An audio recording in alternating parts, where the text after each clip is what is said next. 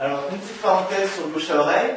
Je disais pourquoi le bouche à oreille c'est intéressant, parce qu'il y a quelqu'un d'autre qui s'est chargé pour vous de dire que vous existez, que vous faites ça et que c'est vachement bien, et que la personne va vous contacter et vous en parler.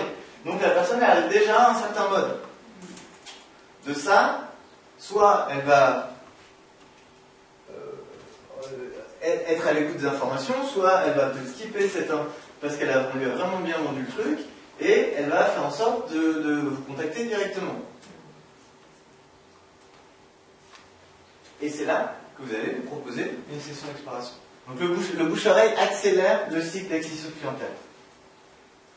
J'ai l'impression que ça se fait de plus en plus maintenant sur Internet, parce que par exemple je suis des personnes régulièrement, et je m'aperçois que maintenant elles parlent des formations des autres, alors qu'avant on ne voyait pas. Ça c'est une stratégie de partenariat qu'on va aborder, qui est effectivement très utilisée en ligne parce que c'est très pratique et très puissant. Donc voilà, ça c'est la première partie et c'est là-dessus qu'on va se concentrer pendant cette étape. Donc vous avez, je vous ai résumé, inconnu, attention, écoute, familiarité, expérience, session d'exploration. Ça ne veut pas dire que si quelqu'un appelle et que vous lui proposez tous une session, peut-être qu'elle va accepter. Mais les étapes pour vous assurer que la personne n'est pas en train de mettre les bœufs avant la charrue et que vous n'allez pas consacrer de votre temps à quelqu'un. Les bœufs devant la charrue, c'est normal. C'est comme ça que ça se passe bien. C'est pour moi que c'était écouté, Michel. Merci. Donc,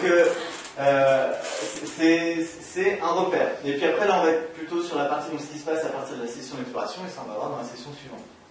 Mais, voilà, c'est vraiment l'idée que vous ayez un repère, que vous sachiez, et que vous soyez conscient que c'est vous qui avez la balle. Si quelqu'un sait que vous existez, ça dépend pas forcément de vous. Ça dépend de vous dans la mesure où vous vous rendez visible et où vous mettez en ligne des choses qui permettent aux gens de savoir que vous existez.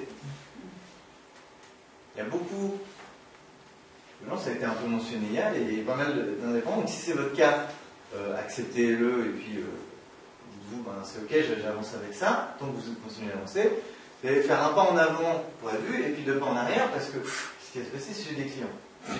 Donc ça, c'est aussi, ça paraît, c'est très dommage. C'est une belle balle dans le pied. Donc il faut faire le travail aussi intérieur qu'on a avec ses croyances, avec la valeur de ce qu'on apporte, avec ses convictions par rapport à pourquoi on le fait. On va avoir des fondations solides.